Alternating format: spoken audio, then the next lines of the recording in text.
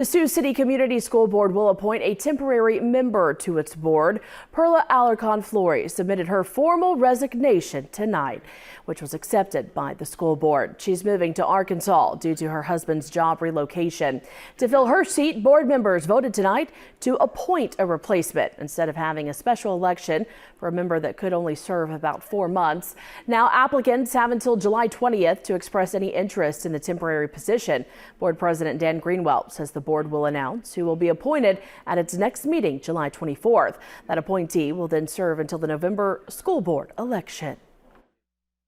We hope to get qualified candidates interested in this time as well. So I think we'll find a person that will be able to serve effectively for this short period of time. 5 of the 7 board seats will be up for election come November. Candidates will be able to run for one of the 4-year term positions or to fill the final 2 years of Alarcon-Flory's term.